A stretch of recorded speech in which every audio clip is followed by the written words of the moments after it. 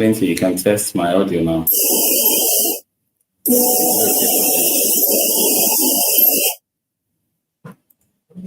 It is. Alright, so I believe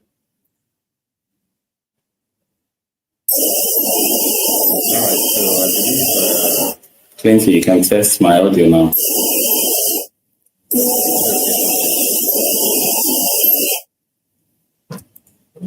It is. Alright, so I believe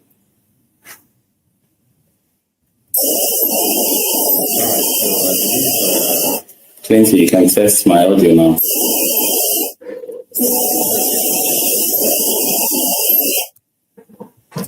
It is.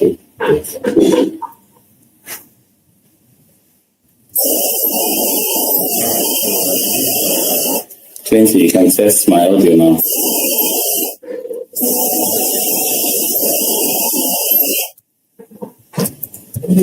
It is.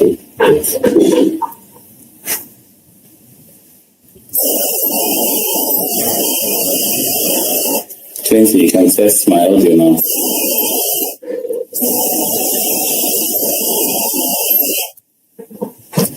It is.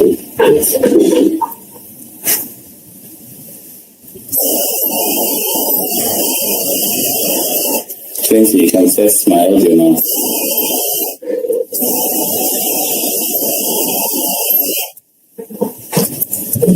It is.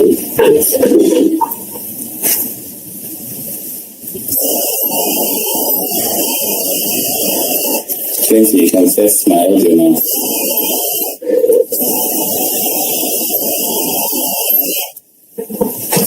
It is.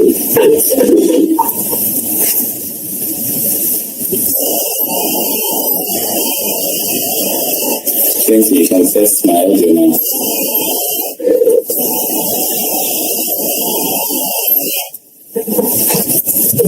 It is.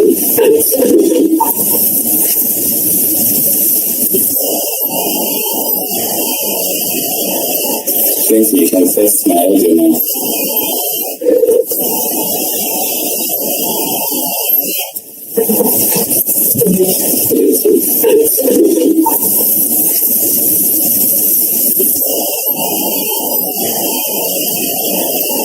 Lindsay, you can test my audio now.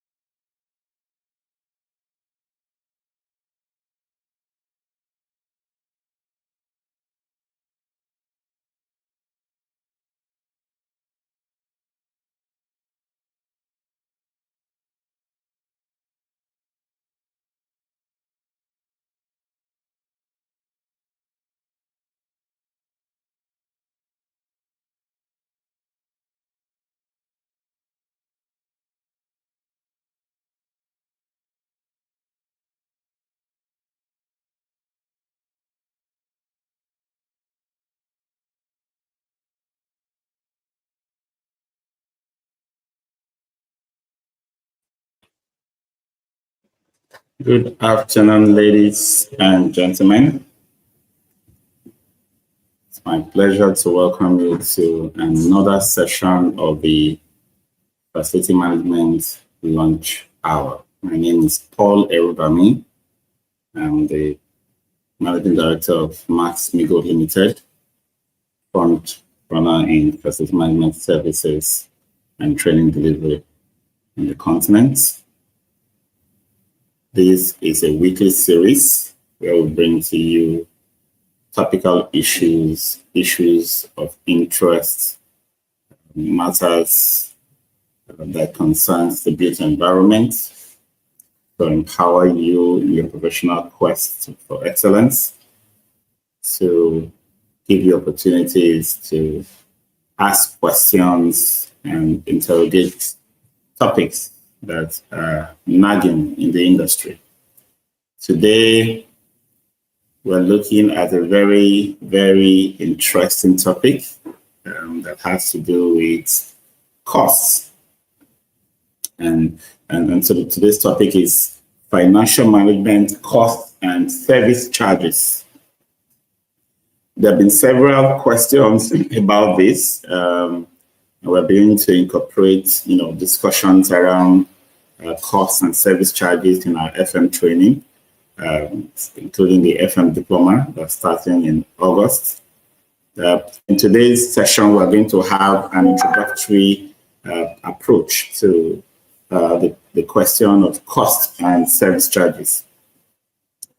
In future sessions, this is weekly, we're going to talk about how to manage our costs, cost control, cost mitigation, cost reduction, and all of those ideas that will help us deal with managing costs for our businesses and organizations. We'll also look at budgeting in another session. FM budgeting is a topic that is of interest to businesses. If the FM does not develop effective budgets, you cannot show contribution to organizational growth and development. And so we need to talk about that. And then we need to look at contracts. Contracts in facility management is not just a legal document. It's not just that document that defines relationship between two parties. For us, we talk about service level agreements that details the specifications of the services we are promising or we're hoping to get with the contract. So we'll look at SLAs as part of contract management. And then in another session, we'll look at procurement. And that entire process of identifying what needs to be acquired, committing resources to it, and the methodologies for managing procurement. So look forward to exciting sessions as we move on in the FM Launch Hour series. I know it's holiday today. We're all having a good time, resting. For those who, were able to afford the rest, as facility managers, I know that if you have been proactive enough, you would have put contingency plans in place so you can have your well-deserved rest and holidays. And if you still have a struggle with how to set proactive processes and put in all of those checklists and templates to ensure that your facility can run, like clockwork, then you probably need to revisit, your training with the FM diploma, or come and take the FM diploma starting in August, so that you can use that to, get, become abreast and receive the actual tools and templates for setting processes in place to ensure that your facilities can run even in your absence and you can enjoy the holiday. So in the meantime, for our Muslim brothers and sisters, I wish you a happy celebrations. I wish you all the blessings you pray for at this time. And I hope you extend those prayers to me and to everyone else who are also enjoying the holidays. So happy holidays to everybody. Let's dive straight into it. What is cost?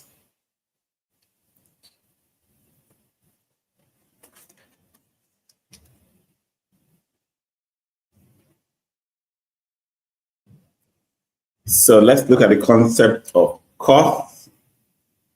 Just before we drive straight into this, I would enjoin you to keep, dropping your questions. The team are going to be collating the questions and sending them to me live right here, and I'll be able to address the questions after the presentation. So please go ahead and type the questions in, and I'll address all of them one after the other.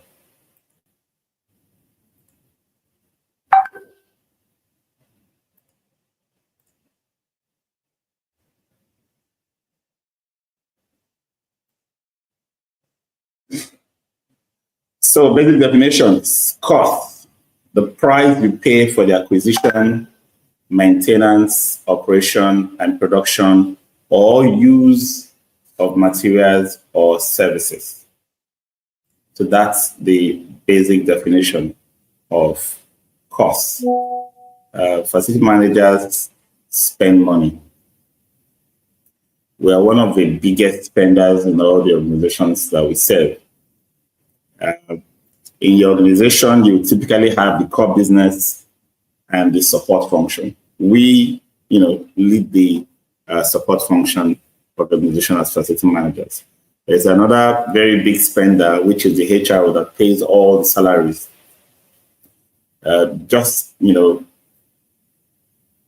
Second to the HRO, the salaries is where we come in. If we don't understand how money works, if we don't understand how to think and take decisions regarding funds that the organizations release for us, we're making a lot of mistakes. We will find ourselves on the wrong side of decisions from management. In fact, we have a lot of cases where FMs tend to be at loggerheads with the CFOs and, procurement teams and finance teams, and because of this discrepancy or disparity in knowledge regarding managing of funds or the cost that goes into our services. So I'll talk a little bit about, various types of costs. Some costs will stay the same, irrespective of the level of activity or usage, while others may change proportionately. The ones that will vary in direct proportion to the quantity of output or usage, they will rise or drop, according, following this pattern, are the ones we call the variable costs. All right. So if I'm using the electricity, it is what I have used that I will pay for. If I'm not using anything, I don't pay, right? So that's a variable cost. I can control variable costs by controlling the cost driver. Okay, I can check how I'm doing regarding the variable cost. This is one cost that you need to have a measurement system in place, a metering solution in place, so you don't end up like what we call estimated billing, right? Many facilities are still doing estimated billing, especially in the area of generator power. And because of that, there is recklessness in the use of variable costs items if you are not measuring or metering. Okay, so the incentive to be careful, to be cautious, to be sensible in the use of variable costs should be made available to the end user. The end user should feel the impact of the level of his use, from his pockets. If you're able to do that, then you can also have that leeway to manage efficiently or effectively. So that's the thing about variable costs. And this applies to materials for reactive repairs. This applies to, outsourced work, fairly call-off, items in the contract. They will be variable, because if you don't call for it, you don't use it, it doesn't become a cost. The fixed costs are the ones that are independent of any business activity.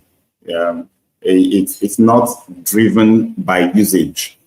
Okay, so if I pay my rent, for example, for my 3-bedroom flat today, or my 200 square meters office space, I'm not going to have to pay more because I have more visitors, or because or when I left the apartment, locked up and nobody was there, I won't pay rent. No, that's fixed. That's why it's called fixed cost.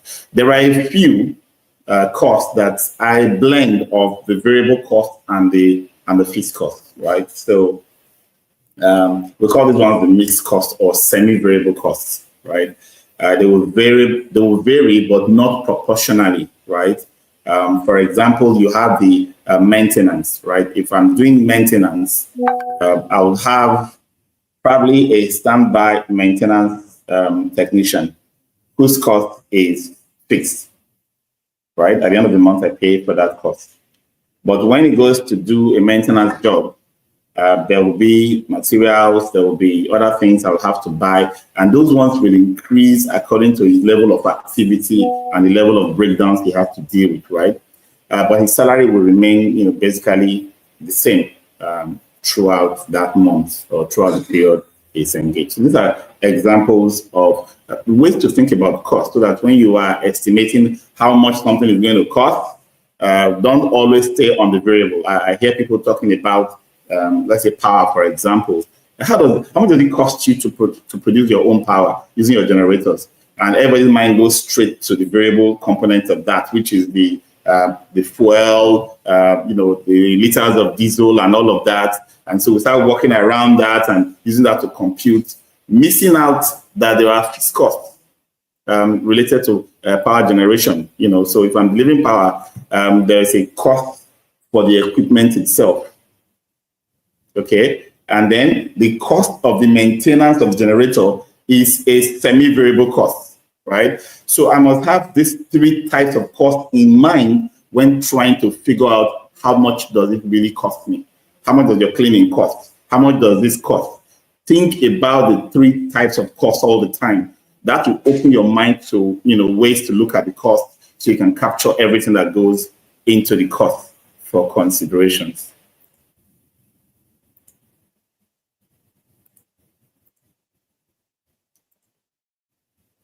So, how do you decide the cost of a service to someone? There's what we call the direct costs and the indirect costs.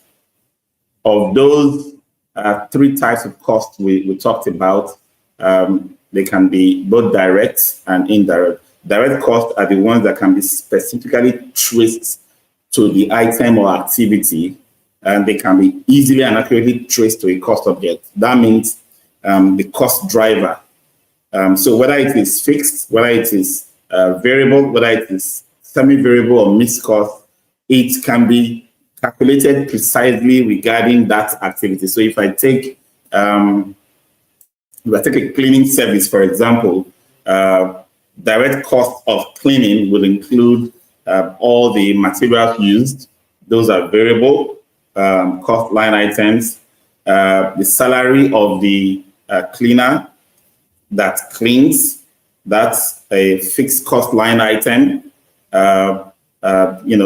And so on, and other costs that I can calculate. So the equipment that you use, those equipment will be mixed cost items, but they are used directly for that cleaning. Those are direct costs. Indirect costs spread costs over a period of time, regardless of specific activities. These costs are related to a cost object, but not directly or solely associated with that item or activity. So indirect costs are the costs, that are spread out over a period. They are related to the activity, but not directly. If I had a health and safety officer in the organization, for example, who is in charge of supervising or inspecting and monitoring safety amongst the maintenance crew as well as the cleaning crew, that's cost of that health and safety officer, for example, is not a direct cost to cleaning. Okay, it is an indirect cost to cleaning. Things I provide for the organization, like insurance premium that I pay, utility costs for the building. For example, the cleaners will need lights to see. I mean, I cannot, directly say this is what cost of the light or electricity that we use that is used for cleaning, right? So indirect costs, they have a cost measurement system that you will learn on how to deal with indirect. Direct costs are straightforward. Indirect costs are the ones that you now really need to find a way to measure. So that's the basis of all we're going to be looking at in this class. This idea of how to share indirect costs. If I'm providing services in an estate, the direct costs are pretty straightforward. You pay for your internal spaces, whatever care I do for you in your internal spaces. You pay for utilities, which is straightforward, pretty straightforward. But when it comes to the indirect, which is the cost, your share of the common area usage, for example, then all kinds of bells and whistles go up. We need to find some means of, equitably sharing those costs. And I'm making that the basis of today's presentation and the highlight of our discussion. But before then, I would like to talk about certain considerations regarding costs that will virtually save your life as a facility manager. Sometimes we don't know the impact of certain decisions that we make. We don't look at things from a life cycle perspective, and that is usually the challenge we have with cost. We end up with setting costs at later stages that we could have avoided, by planning and taking different set of decisions at the earlier stages. So that's why we look at this opportunity and cost of changes, error correction at different phases of the asset development life cycle. So your typical assets, your equipment, your facility will go through a series of process. There's the planning stage, the design stage, the procurement, the construction, the installation, all the stages down to operations and maintenance, down to, the end of its useful life. What happens in that process is that as your facility is being developed, coming into production and use, operations and maintenance, the opportunity cost, the cost savings opportunity keeps reducing. What does this mean? It means that you can save, you have a lot of options for cost saving when the building is still in spirit, before it becomes physical, right? So when it's on paper, you're drawing and you're making decisions around how big, how small, what materials to use, what work methods, and so on and so forth. And you're thinking about your long-term costs, right? And you don't want that to be a nightmare. So your choice of materials will reflect, I want thermal materials that will be energy efficient, for example, right? Yeah, good. I want to build my foundation in this way and that way to prevent future repairs from moisture, future repairs from infestation, treatment for infestation of rodents and other parasites and the rest, right? I'm thinking about that. I'm thinking about the long-term comfort of the users, the long-term efficiencies, for example, access issues. How do I access outdoor units, if I'm going to put them outside on a high-rise building, for example. Now that I'm still on paper, I'm asking the designers to, provide some ledges and extensions, concrete extensions with balustrade and some architectural feature to shade them off the elevation. Now, of course, it's going to cost a little bit extra. I mean, if I'm going to put in a 1 meter by 3 meter, concrete slab projection, there's reinforcement, there's concrete, there's all kinds of works that go into that. Can I justify asking for that extra cubic meter of concrete work just because of future maintenance? Those are the kind of things I'm talking about.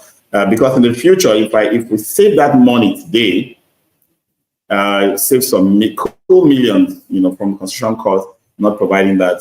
And because we have a scaffold in place, we do all the fixing in place of ACs, we do all the painting and everything, right? If I'm going to be the one to operate and maintain those ACs in the future, what's going to happen? I'm going to be needing, lifting equipment. I'll need the cranes and the rest to assess those outdoor units. What will be the cost implication over the useful life of that asset? I can save all that money, by spending a little now. We could decide at an early stage, we're going to go for an energy rating system where we subject our decisions, we subject all our decisions to an evaluation mechanism developed by, IFC Edge certification, for example, LEED certification, BREEAM, or any other building rating system, where we can say, we've studied this system, and I think we can walk to this level of certification if we make our material choices, we make our equipment selections and technology adoption, all of this. Because if we do that, we should not be able to model our operating costs, because the thinking really is the cost of operations and maintenance is more than 6 to 10 times the cost of construction and delivery over its useful life. So if I'm going to spend extra 5%, 10% of that first 10 or 15%, that is between 1 and 1.5% overall, right? Compared to having my cost of operations and maintenance go up by 15 or 10% over the useful life. It's a 1 to 1%, 1.5% compared to a 6 to 9 percent loss in the future. I'm talking about real calculation and simulation here. So the cost saving opportunity you can maximize at the earlier stages.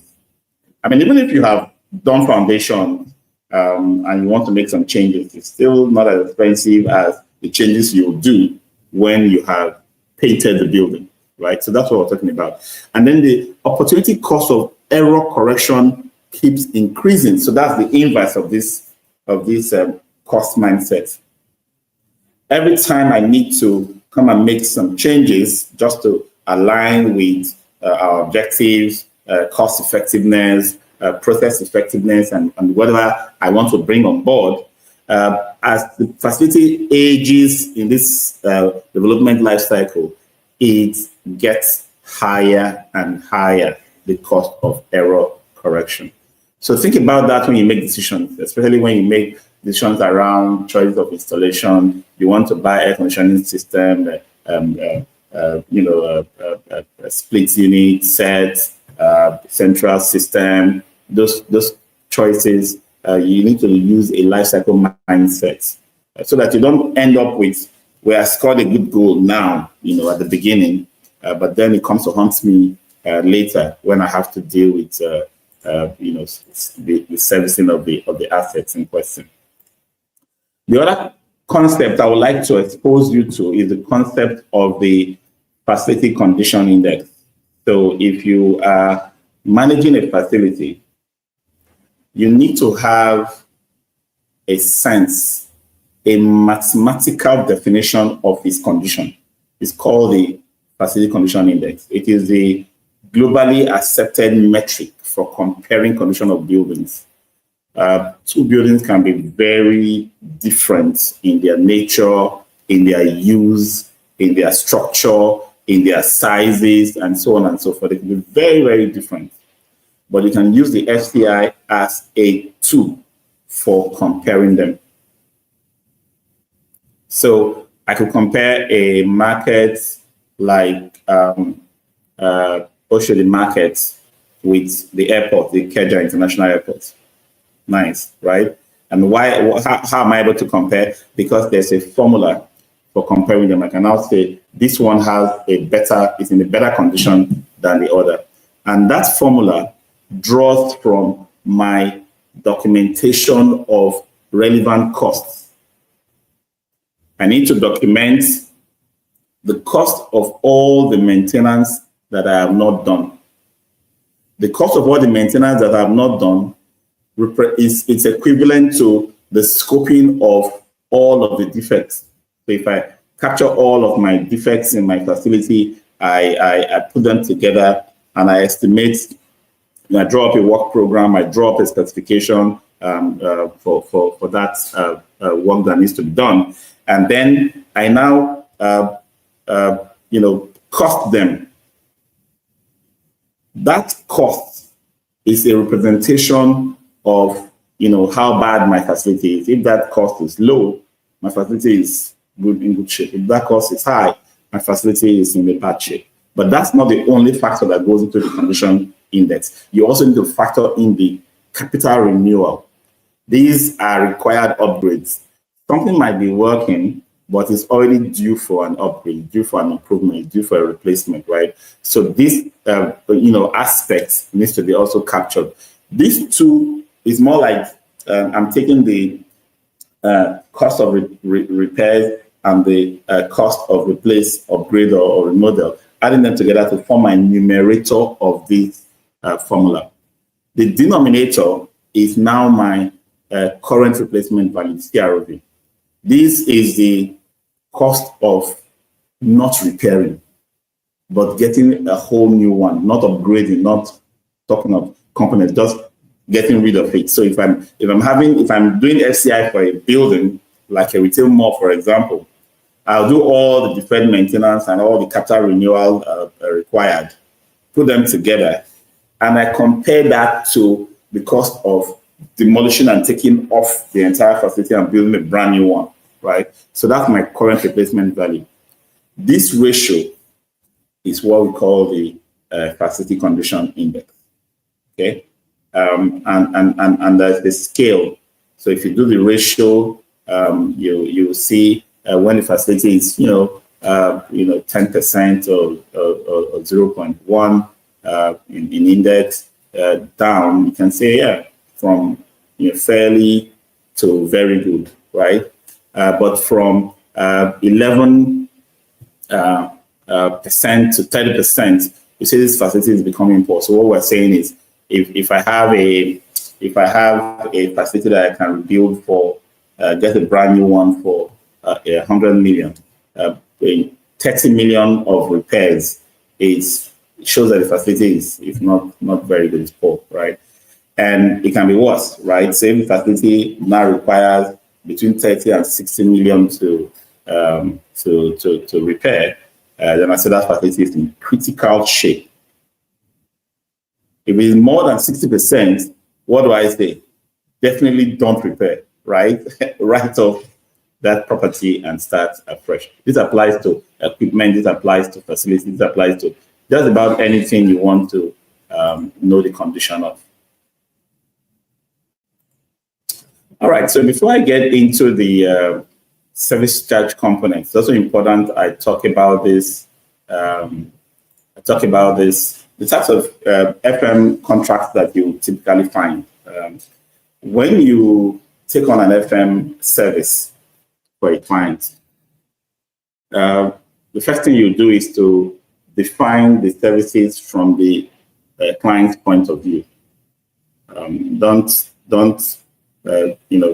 prescribe services to clients. They know what they want. You are the professional that can define it, explain it, outline it properly. Okay, develop service levels related to it. But you will find out that by the time everything is laid out, some aspects of the cost proposal or the cost of the contract will be pretty well known. There will be things that once they are quoted, they'll be repetitive, like monthly salaries, cost of rent, insurance, licenses, and so on and so forth. They'll be pretty well known, right? So those ones form the fixed aspect of the contract. You will now have some other elements that you can't accurately estimate. You can't give a blanket assurance on. When things break down, they need to be fixed. The level of complexity that will go into fixing those breakdown needs to be discussed and agreed, right? So some clients will now give you two contracts in one, basically, because you have the fixed component, which is a fixed price contract. Some contracts are purely fixed contract. They just give you the fixed contract, and you have no business with the reactive one, right? If they're going to invite you to quote for the reactive job, things that break down, you will just be like every other vendor. So it's possible to, still be pitching, shooting your shot on the reactive job from time to time, like every other vendor, while you adjust the fixed price FM contract. So fixed price contract does not mean that the contract is not variable, cannot be varied, cannot be adjusted. No, once the scope is agreed, the service level is defined, the price is agreed, it is fixed. But if the service level changes, the price automatically needs to change. But whenever there's an agreement, the price should stay fixed. That's the whole idea of a fixed price contract. For the complications that come about when you are trying to deal with the variable or the second type of contract, the cost reimbursement contract, like if the client says, I will hold on to the reactive, whenever you find it, let me know, give me your quote. If I like it, I give you to do. If I don't like it, I give somebody else to do. That means the client is holding on to that aspect of the FM services in his budget. Okay. Now, some clients will give you a threshold. So for things that are below if something breaks that is below 50,000, 100,000 naira, you can go ahead and do it. You can go ahead and do it based on our approval, and we'll pay you, right? So they're giving you some middle ground, middle level approval to work for them. Okay, they're giving you some middle level approval to work for them to deliver some of those low hanging fruit, so that major disruptions will not come out of, or more complications will not come out of minor issues on the site. Some clients will actually give you a fund, a reactive fund, something that they pay into your account as an advance for those small repairs, which makes a lot of sense, because once they say go ahead, you spend, you invoice later to replenish that fund. But if they don't, your markup on your reimbursement will be much more. So a client can give you, have some of my money, and then all I'm going to give you for any repair work that you do for me is 5%, right? But if I don't give you any money to hold, or you don't have any of my funds for this aspect of the contract, when you do it, you probably want to charge up to 20%. Very common to charge that, but as your markup on those repair work. So the cost reimbursement aspect means you are the one quoting for the job. There is the indefinite delivery quantity line item contract that can be used to smoothen out this number 2, to make that, instead of having to quote and then we will negotiate and agree, which can cause delays, especially if you don't have a threshold where you can deal with issues without coming back to us and just send us your bills. We now need to have a schedule of rates. That's what the indefinite delivery quantity line item contract means. It means that there is a schedule of rates. It means that there is a listed, so for my assets register as a client, you come up with a list of the components and spares and materials that are commonly going to be needed, and then you quote per line item per unit. Then you also quote for the labor or installation cost per unit. So if you're going to replace a wiring of this dimension is this cost per meter, and installation is this cost per meter. So that schedule of rate is agreed to and signed up to. It commits us to work with you, unlike the cost reimbursement where we may not have that commitment. We may bring another vendor to do it. But in an IDQLI schedule of rates arrangement, I'm committed to work with you, but you have given me your rates. So whenever I say approve, I don't have to negotiate. I pick the rate. So you go get the job done. You send in the quantities of what you have delivered, and the rate is applied in your invoice for paying you. It just makes life easy for everybody. This is particularly useful for maintenance, where you have to maintain air conditioning systems, electrical systems, plumbing systems. Just have those schedule of rates in place. It's very helpful. It reduces friction between clients and the airtime service provider. But we have an environment where variability in market prices can be very sporadic, can be very quick. In the past, we used to have IDQLI schedule rates that can be binding for 1 year. In some cases, some oil and gas contracts binding for 2 years, but it's no longer tenable really, because prices can change very quickly within a short period. So we're looking at more like 3 to 6 months, locking in. Because if somebody decides to make it 2 years or 1 year, which to him he feels, or if things change, the risk is passed on to you. Because that's the whole idea of IDQ. Like the client wants to have a budget management strategy that gives him stability. It doesn't mean that twist and turn on the pricing.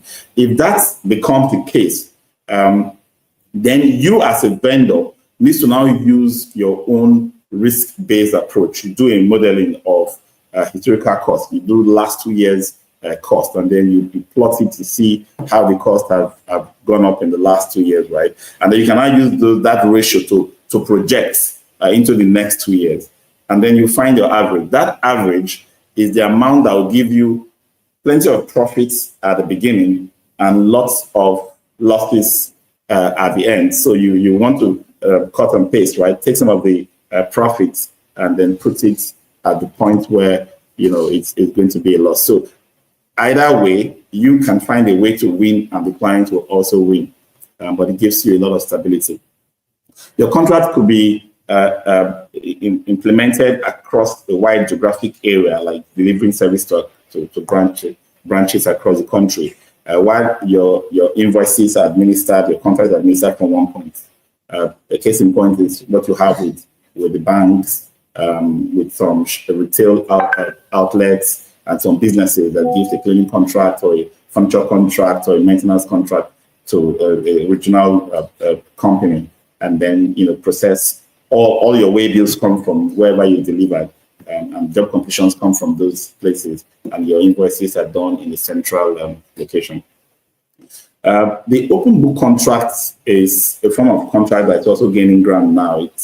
It shows a level of partnership between the client and the service provider, where the clients basically, the service provider basically provides the service on the client's terms, right? So he gets cleaners, plumbers, electricians to get things done for the client, and everything is invoiced to the client, right? So whether you have the client's funds to spend or you spend your own fund with an agreement on what your fee will be for servicing that client, the client is basically trying to have a direct access to everything you are doing. You're serving him directly. That's why it's called an open book strategy. In the cost reimbursement, you are building your own costs into your quotation. In the open book, you are keeping your costs either based on a percentage of the client's spend, total spend, or on a fixed fee. I don't recommend the percentage approach, which is very rampant in the real estate or property management industry, where they put all those vendors in place on behalf of the clients. They pass all the costs directly, and the total cost passed through. They invoice a percentage, 10% or 15%. That approach completely removes the effectiveness that can be brought in by this management firm, right? Because if you're going to pay me based on how much I help you spend, for goodness sake, you can be rest assured that I will really help you spend a lot, right? Which will not make business sense in the long run. But if you put me on a fixed amount, okay, manage all these vendors and provide all these services for me, and then after you have provided all the services, you will get 500,000 monthly as your own share of the money. And then if my cost drops, based on what you are doing for me, it drops from 20 million to 19 million. That extra 1 million, I'll give you, 100,000 on top of your 500K, right? So you can see where that kind of synergy can work in an open book contract arrangement. I'll be working for you because I'm also working for myself. And whatever I save for you, I make money out of it. Unlike the margin or markup approach, where it is the more I spend for you, that I can get more from, right? So that's something to think about. And the last one is just basically how we invoice, deal with outtasking as consultants. When you have to get in a consultant or a staff, temporary staff, or somebody to come and do something in your organization, maybe a gardener to come and help clear a drainage or whatever. The labor, hour, time, and materials is just a call-off approach to delivering professional services. I know you have questions. Please keep them coming. Okay, so let's look at service charges. What's been common is what I've just explained. People taking on properties, lining up all those vendors to provide services, developing some contracts to put in place. And those contracts are often very wishy-washy, watery contracts. they are not detailed in service levels as one would expect, so the owners tend to have, feel a sense of wastage in their resources because of that approach of, spend as much as you can and mark it up for yourself. So a best practice would be to move to a fee for services approach to service charge, where we define and break down all the scope of services and the specifications of each scope line item is broken down. There are incentives, there are penalties built into it, and you are paying for a particular service based on a measurement or a measuring unit. Okay, so a fee for service for cleaning will not say bring cleaners and bring cleaning materials, and no, it will say clean a square meter to so and so standards using the service level agreement specifications, right? So that's what a fee for service does. This actually allows you, it transfers the risk, to the contractor. It gives the owner of the job, the client, some level of stability in or what I would call show him some value. There is value because the fees are now tied to specific scope items. We'll talk about it in a bit as well. Then you have the management or consulting fee. This is the one where you have a management fee. I've talked about it when we're looking at the open book contract approach. We also bring it up during the cost reimbursement contract approach as well. But it means that I'm separating my own fee for management or consultancy from the fee of delivering, the cost of delivering your service. Okay, so this is, if I'm looking at it from direct and indirect costs, the direct cost will be the cost of delivering your service. The indirect cost will be, the effort and my team's efforts in helping you out with that. So management fee will be separate. If I'm doing a fee for service, the client may not necessarily need to come and look into my accounting books, try to audit me, try to reconcile accounts with me. No, the client will be basically looking at the services I'm delivering and looking at the service level, compliance level, and rewarding me accordingly or taking penalties from my money, if I don't deliver the service, So it's focused on the service. It's already tied money to value. If it doesn't get value, it doesn't pay. That's straightforward. But in the management or consulting fee approach, the client will need to see that what you say is the cost of delivering the service is what you use, is the real cost. Your management fee that they pay you, they don't probe into that. There's no reconciliation to be done in that area. But the delivery you have done, they will want to be sure they are getting, not being, shortchanged. So those are the two billing approaches or strategies. Then we'll now look at the three types of service charges that you come across and deal with: the operations and maintenance service charge, the energy and utility service charge, and the capital replacement and renewal service charge. I will look at these one after the other.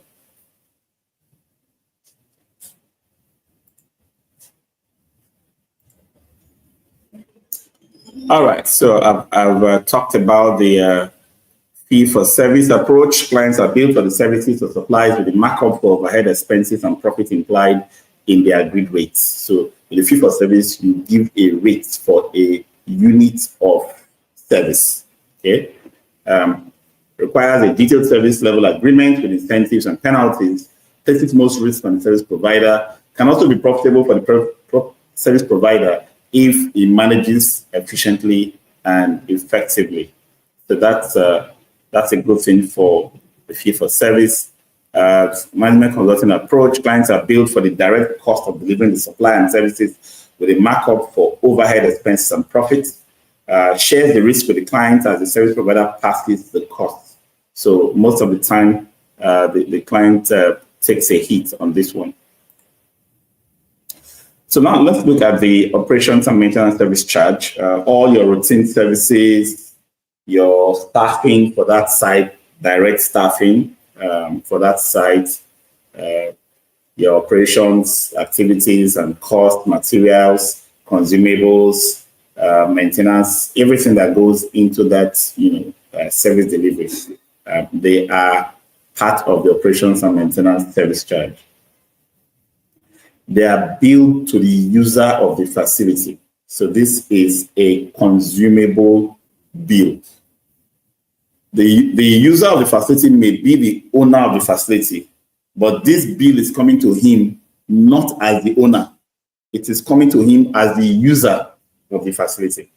Except in cases where you provide a completely service, like when you have shotlets, and when you have guest houses or hotels providing you've paid your rent or whatever you've paid, and all bills are assumed by the owner. That's a different case.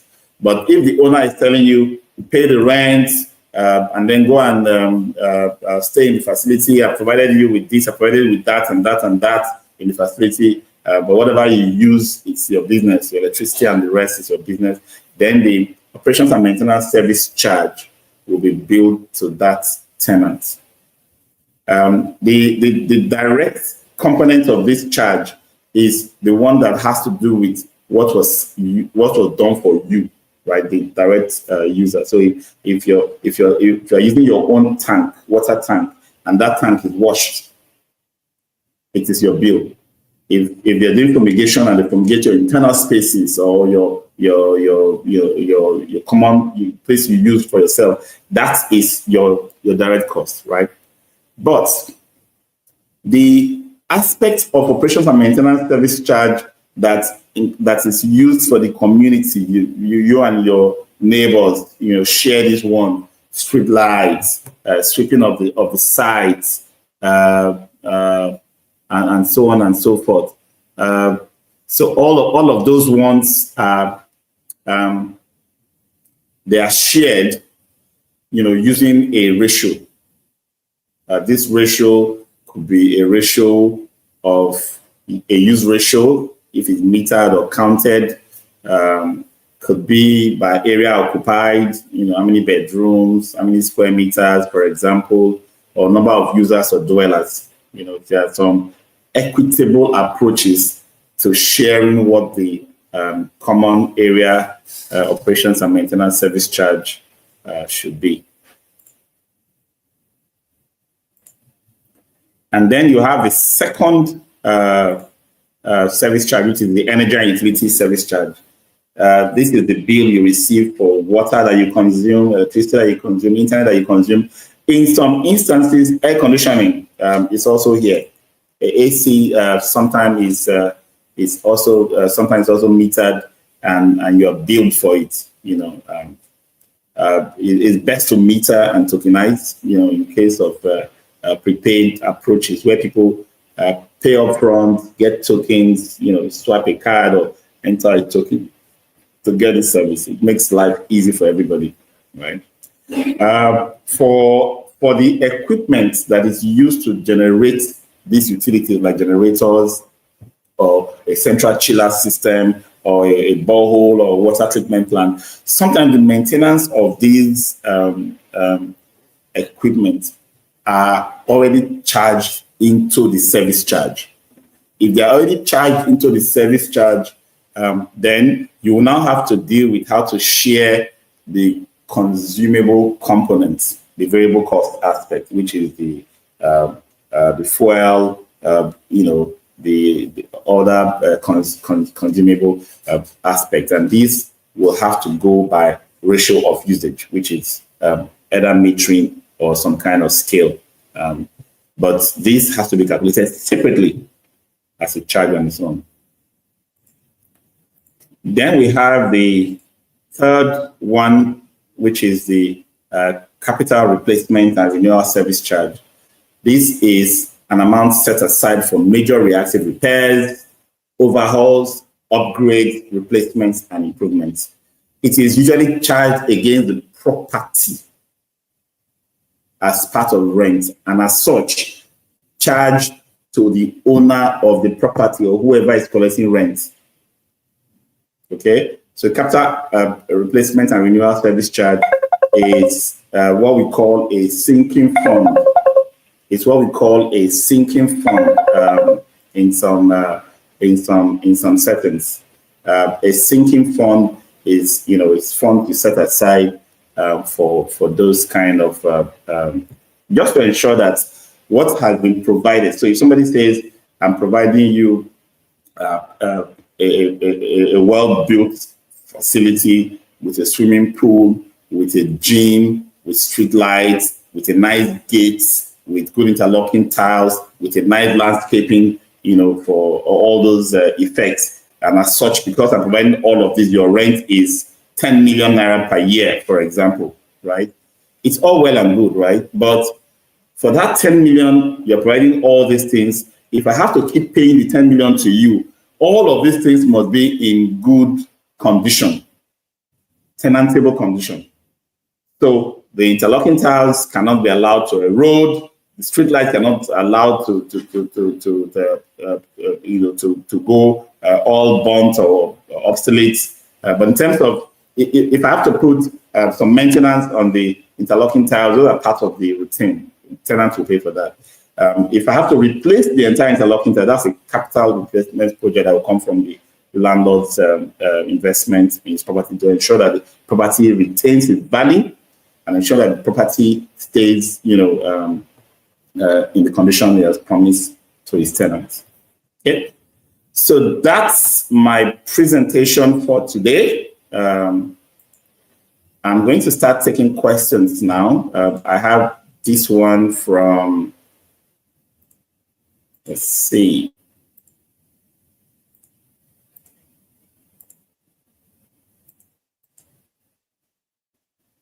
Okay, so if you had limited budget for facility upgrade, which areas would you prioritize to maximize the impact on your business operation?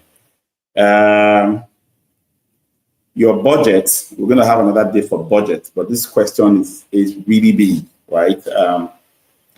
Your budget has so many areas. The areas you will prioritize to maximize the impact on your business operations must be based on your understanding of your organization's business model, business operation, and strategy. Okay? So there will be no one answer fits all for this particular question. Okay? You must go back to understand what your business is about, understand what management is trying to achieve. Okay? And then use that knowledge, which of course would have put together in the strategic facility plan, to come up with your prioritization for this. Okay. All right. So let's see who else has a question.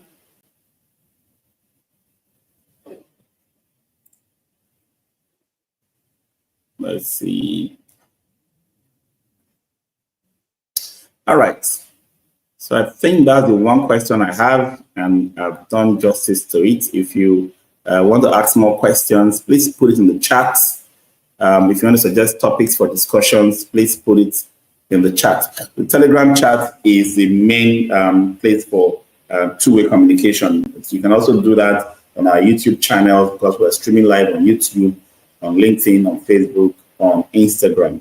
Okay, so you can put your comments there. The team will respond to all of them. We'll make sure you get answers to every of your comments. So thank you so much. Until we meet again on Thursday. Enjoy the rest of the holiday and have a good week ahead. Bye-bye.